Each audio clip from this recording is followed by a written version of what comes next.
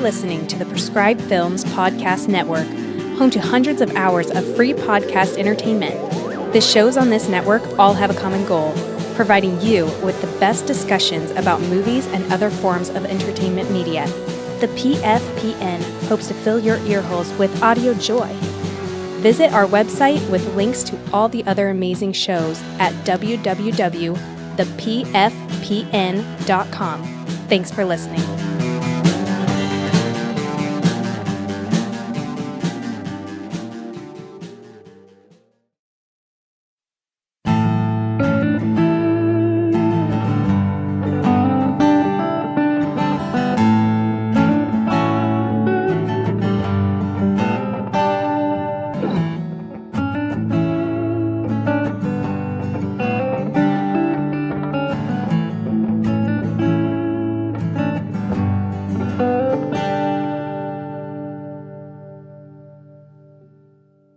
Hi, welcome back to the Story By podcast. Thanks for stopping by.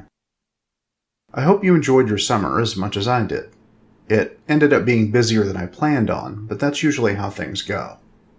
Since the last episode, Story By has joined the Prescribed Films Podcast Network, a collective of podcasts managed by Prescribed Films. It includes their flagship roundtable show, Attack of the Killer Podcast, and plenty more movie and horror shows. It'll give you something to listen to while waiting for a new episode of Story By. There'll be a link to the PFPN in the show notes. Speaking of new episodes, Story By will be switching to a bi-weekly schedule for a while. I write a lot of stuff, but I don't think I can keep up the weekly pace right now, especially as I add other cast members and have to work around our respective schedules. Thanks for your patience while we make that transition. You might have also noticed that Story By has a new theme song, Carry Me, by the High Crest, from their 2015 release, Gone. I'll have a link to their site in the show notes. The current plan is to feature a different theme song each season. It keeps the opening fresh, and more importantly, enables me to highlight local musical artists. Let's see, there were some other things I needed to mention. Anyway. You didn't come here for a ton of announcements. You're here to find out what happened on the Amand Islands, as the seafaring Iokan and the island-dwelling Zame warrior women attempted to negotiate a trade deal, until murder intervened. So sit back, relax, and see if the scribe can solve the mystery before war breaks out.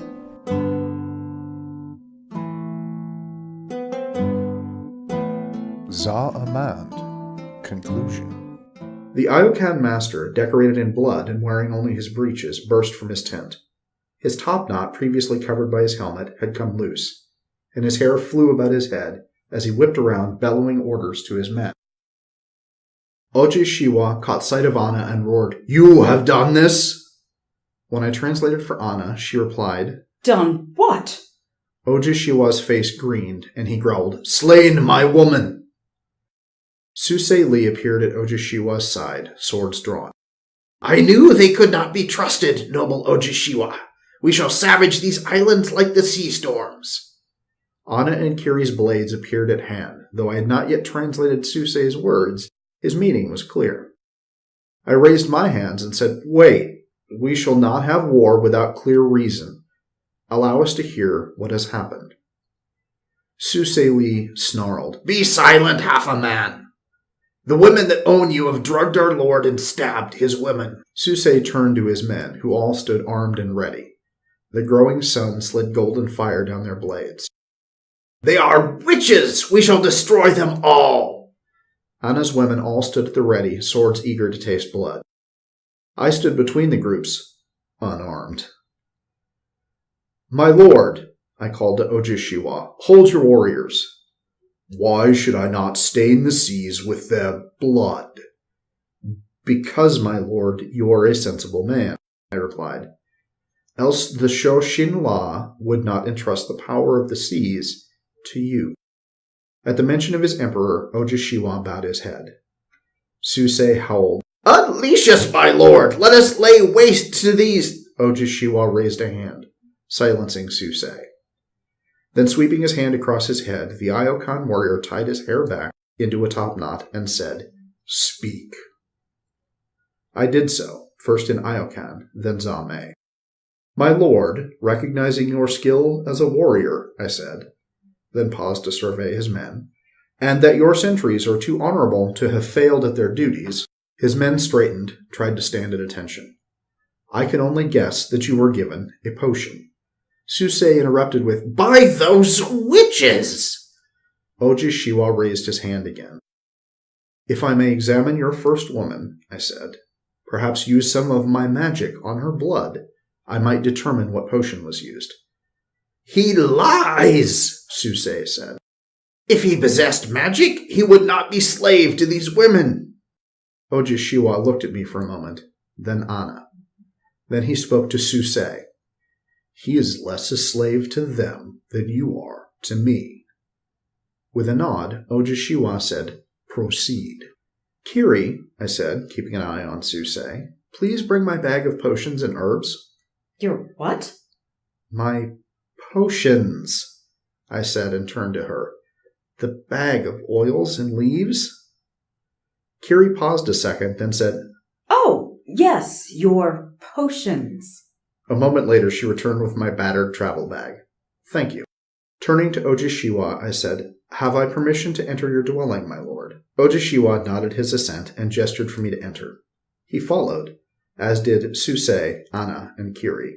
Ojishiwa's first woman lay sprawled on a bed mat. She wore no clothing save the bracelet that identified her as the lord's chief woman. She had been stabbed and slashed, her most feminine features mutilated, and her blood decorated the interior of the tent. I felt my resolve waver, but I considered the greater bloodshed should her death remain a mystery. What is her name? I asked. Susei snarled. She is first woman! She was not born first woman. What was her name? Irin A-Ray, Ojishiwa said. Thank you. I fished in my bag and withdrew an empty bottle. I knelt beside the woman and, using the mouth of the bottle, scooped up a sample of her blood. Among the coppery stench of her remains, I detected a slight minty scent. I shook the bottle and watched the fluid slosh around. Irin's blood remains like water, I said. This already reveals much about the potion used.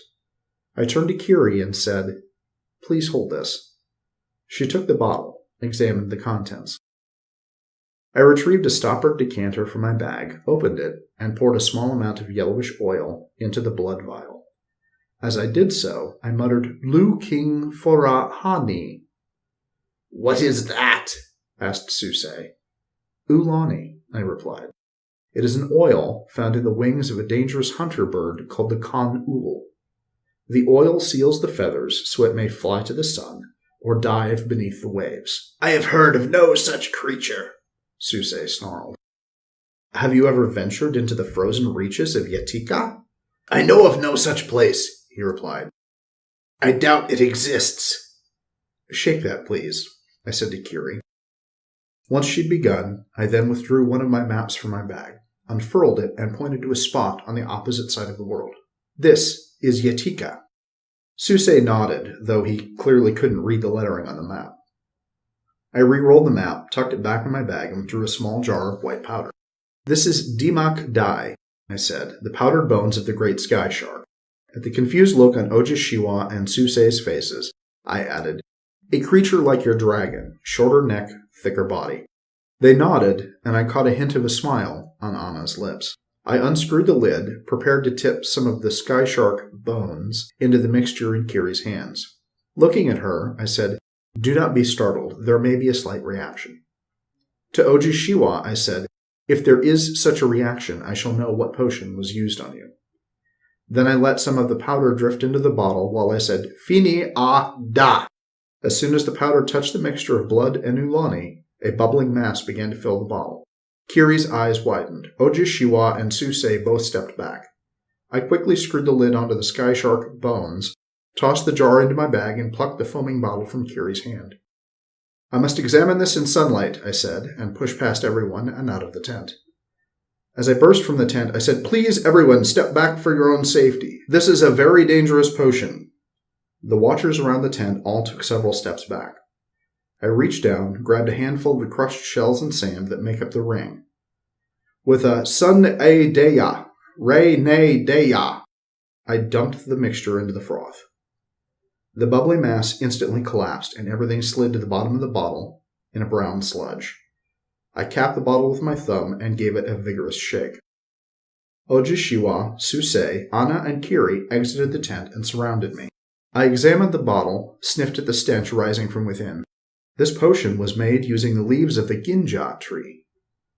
Ojishiwa looked around at the sand, shells, and coral. Susei tensed. Ginja requires black soil, Ojishiwa said. Yes, my lord, I said. Ginja only grows in... Susei's blade whipped toward me. In the brief second I had, I thought of Elenai. Then Kiri's blade caught Susei's, and the air before my face hummed with the impact of ringing steel.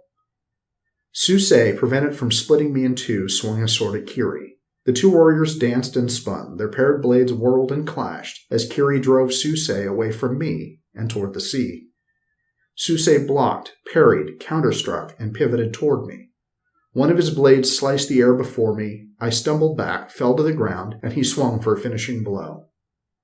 Then his body tumbled forward while his head fell back. His twin swords buried themselves in the ground as his body crashed down near my feet. Ojishiwa stood above me. He slid his sword back into its scabbard. You would have said that Ginja only grows in Kanma, he said. Yes, my lord. From your maps you've traveled far. Perhaps you brought some with you. Ginja makes me very ill, my lord, I replied, and consider that Susei knew what had happened to my first woman. Yet he had not entered my tent, he finished. You knew, I said, as I held up the potion. I could not confront him directly, Ojishiwa said. His men would have used my accusation as an excuse to turn on me.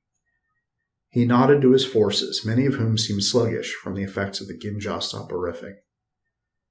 And he would have used the murder to justify attacking the Zame, I finished. He nodded. I do not wish war with these women. They have been honorable. He bowed to Kiri, who returned the bow. And fierce warriors, he added. There would be no benefit in waging war here. Ojishiwa bowed to Anna. If you allow us to leave, we shall never return. I translated for Anna. They will be allowed to depart, she replied. I turned to Ojishiwa to translate, when Anna added, But the women stay. They're his property. He will never... Tell him I will trade you for the women. I turned to look at her, but she had turned away. I translated for Ojishiwa. He glanced at the armed Zame, then at his own men. He nodded, then said a few words. He asked about Irin, I told Anna, who still kept her back to me. We will take care of her, she said, then walked to her tent. I turned to Kiri, who shrugged. I told Ojishiwa, I will collect my things and return in time to depart upon the center point tide. Ojishiwa nodded, then turned and barked orders to his men. Kiri and I walked to Anna's tent, and Kiri stopped me at the door. Have I permission to enter your mistress's chamber? Kiri smiled, said, We shall see, and entered the tent. While I waited, I watched the Ayokan and Kanma men break camp. Ojishiwa ordered his women into a group to wait transportation to the island. The women huddled together, and some of their whispered words reached my ear. I learned that some were afraid they had displeased their master. Others were afraid that they would serve the same purpose for the Zame as they had the Ayokan. Others simply wept, terrified of the unknown. Kiri stepped from Anna's tent. She has no wish to see you. I started toward the tent, and Kiri's blade tip poked my chest. I am to prevent your entry. I brushed the sword away, and Kiri said, Oh, my lady, he has defeated me. As I passed, she swatted my backside with the flat of her sword. I stepped into Anna's tent. She sat in a camp chair and stared into a vanity glass. I have yet to see it, she said. I stopped just inside the entrance to the tent. What hideous feature has kept you from my arms? In the time I've spent among your people, I said, Have you learned nothing of me? I have learned that despite seduction, force, and fear, you have resisted me. Never in view of your people. They believe me one of your conquered pets. Anna threw the glass away, stood, and faced me. I was stunned to see tears mark her face. I did not want to conquer you, Anna said. She turned away from me, and I barely heard her say, I wanted you to love me as you do her. I stood, unmoving, unsure what to say. But that will not be, Anna continued. I would rather have you away from me than spend another moment in her presence. She is everywhere, Anna roared, turning to face me again. Taking a step toward me, she added, in the searching way you watch the sea, Another step, in the words you scribble in this journal, she said, waving my battered, leather-bound book. She tossed the journal aside and stepped closer. in your head, Anna said as she poked my forehead. in your heart, She added as she poked my chest. Before I could respond, she gripped my tunic front, pulled me toward her, and kissed me. The kiss was firm, solid, and fierce. As my resistance began to weaken, Anna pushed me aside and said, There. I have taken what I wanted. Be gone. Have you been possessed by some demon? I asked. You told me there were no such things, She replied. Your behavior causes me doubt. I've grown weary of your company, and I tire of your whining about your wife. I have raised the subject of Elenai directly, only once. Shortly after arriving among the Zame, though grateful for the hospitality and medical attention, I requested my freedom. I was informed that because the Zame had wrested my life from the gods of death, I now belonged to the Zame, more specifically to their mistress Anna. I could only be freed by the gods of death. Ojashiwa saved me, I said.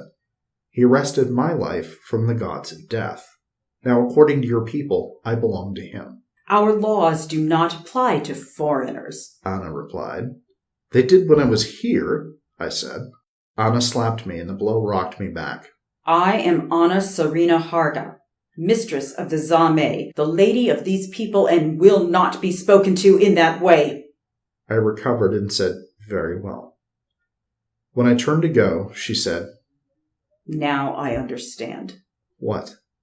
When I first claimed you, demanded you service me, you refused, even though I threatened you, She replied, because my love for Elenai was greater than fear of your blade. For a moment, she actually seemed vulnerable. I fear your absence, but She paused, regained her steely eye, and said, I understand what you meant. Let us leave it at that. Very well. If you have no other need of me, I shall return to the island to gather my belongings. I have no other need of you. I bowed, turned, and exited the tent. As I stepped into the sunlight, Anna called out, Kiri, escort him back. Ensure he takes nothing that is not his. As Kiri and I walked toward a Zame skiff, Kiri said, I think you already have. When I said nothing, Kiri added, Her heart. Isn't that what you scribbles say? She clasped her hands to her breast and said in an airy voice, Yon prince hath stolen mine heart away, fairy godmother. I scowled at her, and she gave me a mocking scowl in return. With you gone, she will once again be a fierce warrior queen. Thank the goddesses. Then you should be thrilled with my departure. Not entirely. Kiri replied. I never got to test you either. I shook my head as she pushed the skiff from shore. I did like your little performance, She said, mimicking my potion handling. She shook an imaginary bottle and added, Salad oils and tea flakes. Very clever. Thank you. If it was all theater, how did you know it was that ginja? Her blood smelled of peppermint. I fished around in my bag, pulled out a small pouch of mint leaves, and handed it to Kiri. Now and again I used peppermint in my tea. Kiri smelled the pouch and returned it. For once I am glad you are skilled in matters of the head, and I am glad you didn't lose yours. As am I. I stood at the aft of the Shokan looking back at the Lupaka and the Amand Islands dwindling in the distance behind it. Ojishiwa stepped beside me and clapped a hand on my shoulder. I would look as sad were I leaving behind an island full of beautiful women. Some were not so beautiful, I replied. But they are not the ones for whom your face falls. I shook my head. I would thank you again for exposing Susei's betrayal. You already suspected it. True, but I remain grateful for your tricks with the food oils. I turned to face him and he smiled. I saw you put some on those green leaves you ate last night. It detects poison, I replied. Ojishiwa snorted. Then you knew it was a fraud. He nodded and looked back to the islands. I regret the loss of Irin, I said, and the others. I can always find another first woman, he replied. I cannot always find an ally who speaks tongues, reads maps, and makes magic. He patted me on the head, turned to leave. I continued to watch the fading islands as I said, Susei died away from his people. I heard Ojishiwa's steps pause. You left his remains with the Zame, I added, so he would have no way of reclaiming his honor by guiding his descendants.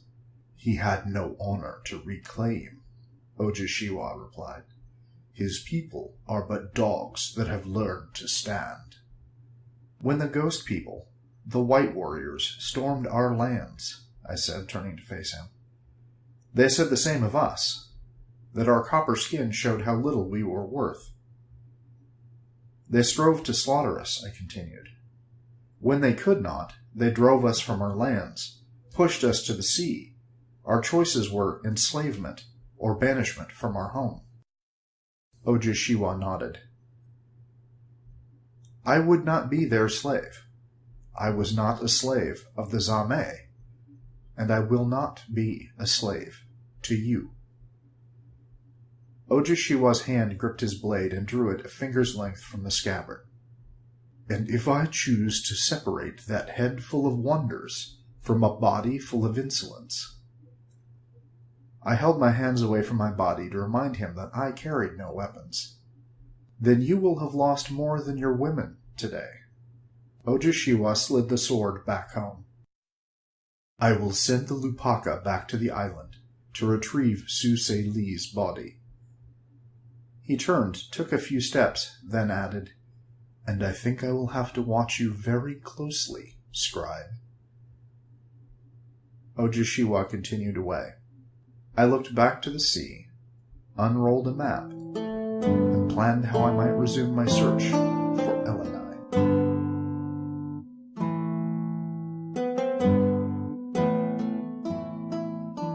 I always meant to create more stories of the scribe, because I kind of liked having a protagonist who isn't a powerhouse superhero. He's not tough, he's not fast, and definitely not well-versed in a dozen martial arts. And he's just a guy who uses what Ojishiwa called a head full of wonders. Hopefully we'll see more of him eventually. I'll keep this outro short because I said a lot at the beginning, and really, mostly, I just wanted to say, as always, thanks for stopping by. I really appreciate it.